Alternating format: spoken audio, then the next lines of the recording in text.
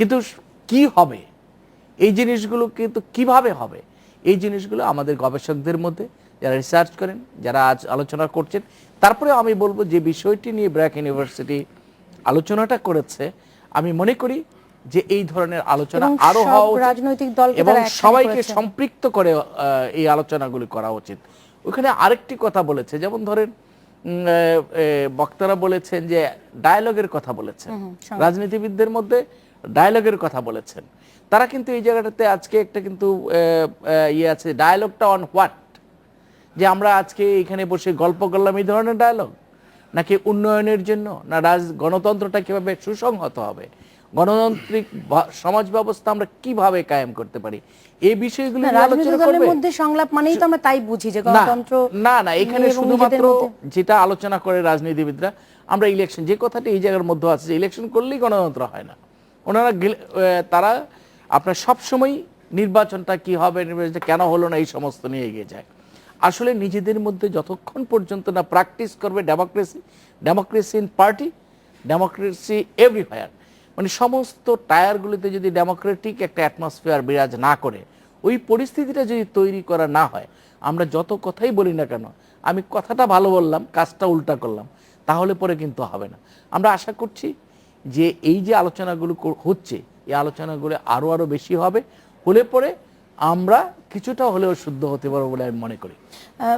আজিজ ভাই, আপনি একমত কিনা? আরেকটি বিষয় আপনাকে বলছিলাম যে এখানে বলা হয়েছে যে সুশাসনের অভাবকে লাভজনক বলে হয় যারা শাসক তাদের জন্য, তারা এটি আসলে জানি না যে সুশাসন থাক, কারণ এটা তাদের হাতিয়ার। এটা ঠিক। দেশে যদি ডেমোক্রেসি থাকে এবং রাজনীতিবিদরা যদি ন্যাশনাল জাতীয় ইস্যুগুলোকে প্রাধান্য দেয় এবং রাজনীতিবিদরা যদি ঐক্যমত হয়, একে অপরের প্রতি যদি সহনশীল হয় এবং পার্টির মধ্যে যদি ডেমোক্রেসি থাকে, তাহলে দেশের উন্নয়ন সম্ভব। অর্থাৎ উন্নয়ন তখনই সম্ভব যদি দেশে সুশাসন থাকে। আপনি একজন আর একজনের প্রতি যদি টলারেন্ট হয়, যদি আপনার হ্যাঁ, তাহলে কিন্তু আপনি দেখবেন যে সুশাসনটাও কিন্তু হবে এবং যার যেখানে যে দায়িত্ব তাকে সেই দায়িত্ব পালন করতে দিতে হবে।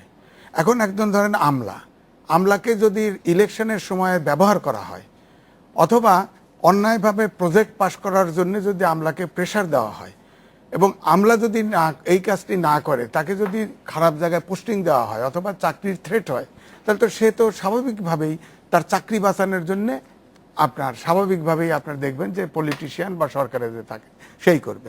দ্বিতীয়ত, এই যে রিপোর্টে বলা হয়েছে যে এখন কিন্তু রাজনীতিবিদদের হাতে আসলে নাই, রাজনীতি কিন্তু বিজনেসম্যানদের হাতে চলে গেছে।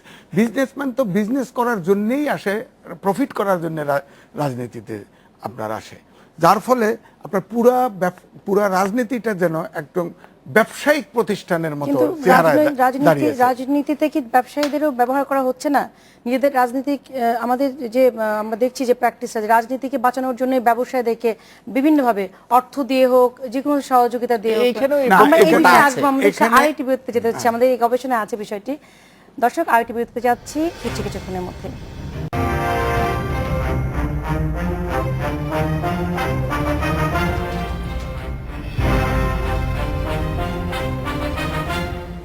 বাংলাদেশ এখনো স্বাগত আরো একবার চলে যাচ্ছে আলোচনায়।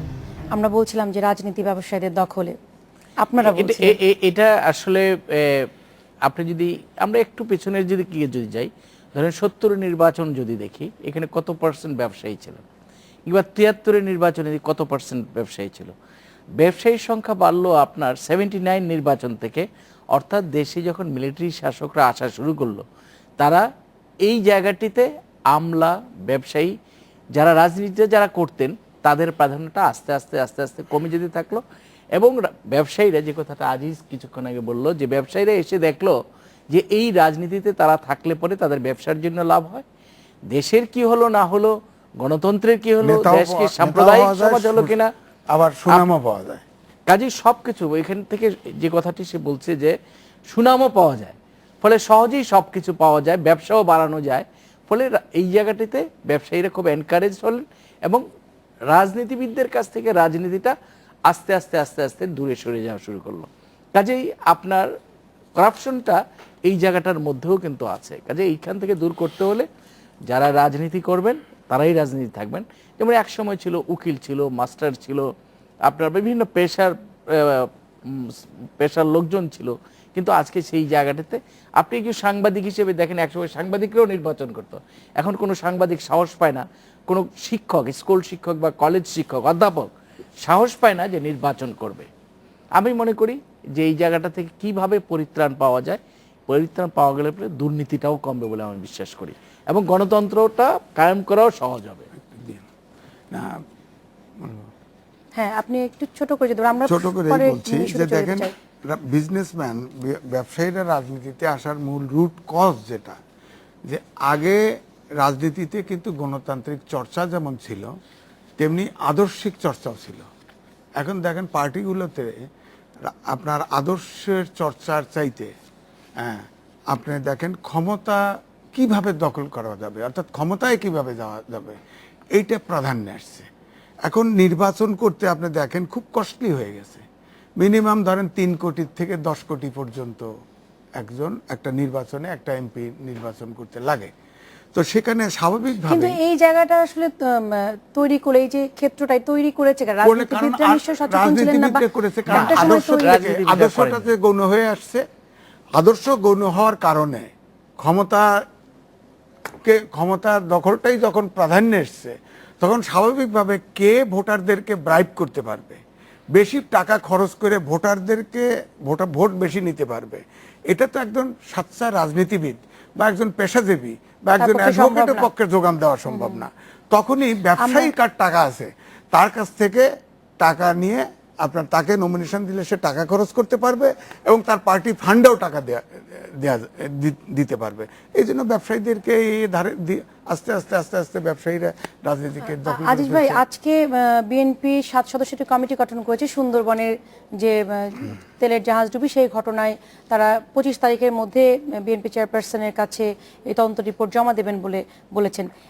আপনি কি মনে করেন 9 ডিসেম্বর ঘটনাগুলো এবং এতদিন পরে এটা আসলে যৌক্তিকতা? বা এটা যৌক্তিকতা মানে কি, আমার মনে হয় যে বিএনপি এই তদন্ত কমিটি আরো কয়েকদিন আগেই করা উচিত ছিল।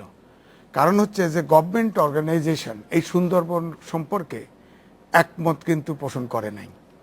যেমন বন এবং পরিবেশ মন্ত্রণালয় বলছে যে জীববৈচিত্র্যের বা বনের কোনো ক্ষতি হয় নাই। না, কোনো ক্ষতি বলেছে, ক্ষতি দৃশ্যমান যেটা সেটা হচ্ছে কম হয়েছে, 1 বছর পরে তারা আর এদিকে আপনার বন বিভাগ বলতেছে যে ক্ষতি হয়েছে।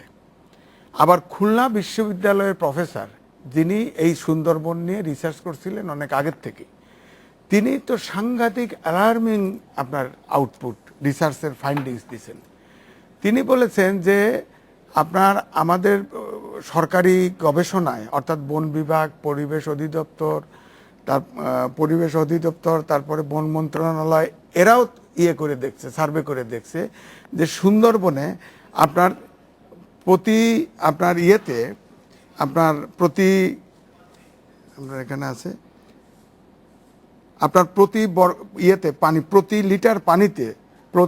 লিটার পানিতে 20 থেকে 30টি উদ্ভিদকণা থাকে, আর প্রাণী থাকে 1 থেকে 2টি। অথচ এখন ঠিক 9 তারিখে আপনার ট্যাঙ্কার ডুবে, 11 তারিখে আপনার রিসার্চ করে দেখা গেছে যে এটা নেমে এসে আপনার কোনো প্রাণী আপনার নাই, কোনো প্রাণীর কণা পাওয়া যায় নাই, এবং প্রাণী কণা তো নাই। তারপরে আমরা দেখেছি এই রিপোর্টগুলি বিভিন্ন গণমাধ্যমে বিভিন্নভাবে উঠে এসেছে, বিভিন্ন প্রতিষ্ঠান বিভিন্নভাবে রিপোর্টগুলি দিয়েছেন। কেউ কেউ বলছেন যে কোনো কোনো প্রতিষ্ঠান পানির ভেতরের যে অক্সিজেন মেপে বলেছেন যে এখানে আসলে সম্ভব 5.5 থাকা দরকার, সেখানে 7 সামথিং, যেখানে বেঁচে থাকা সম্ভব, এরকম আমরা দেখেছি কিন্তু এই রিপোর্টগুলি না। কিন্তু ধরেন যেমন রিসার্চে এই খুলনার প্রফেসর সাহেব বের করলেন যে প্রতি বর্গ মিটারে আপনার 15 থেকে 20টি শামুক পাওয়া যেত সুন্দরবনে। তা এখন এটা 1 থেকে 2টি পাওয়া যাচ্ছে, তাও মৃত। আবার ওখানে সুন্দরবনে ফ্যাসা মাছ পাওয়া যায়, ফাঁসা মাছ। এই ফাঁসা মাছের এই সিজনে আপনার তার ডিম এবং পোনা ওই শালা নদীতে ভাসতো, এখন এটা আর দেখা যাচ্ছে না। আপনার দেখেন, আপনার এই বনের আপনার এখন দুই পাশে গাছ কেটে ফেলা হচ্ছে, হ্যাঁ, এবং এতে যে প্রাকৃতিক ওখানে যে বিপর্যয়টা ঘটবে এটা আসলে বুঝতে আরো সময় লাগবে, আরো আমাদেরকে অপেক্ষা করতে হবে যে বিপর্যয়টা কত। যেমন ধরেন আপনার এখানে যে নৌ রুটটা করা হয়েছে, এই রুটটার কারণে আবার সাথে সাথে আপনার রামপালে বিদ্যুৎ কেন্দ্র করা হচ্ছে। ঠিক এখন যেমন একটা ট্যাঙ্কার ডুবি হয়ে যে ভয়াবহ ক্ষতিটা হলো, দেখবেন রামপালে এক সময় দেখা যাবে যে এখন বোঝা যাবে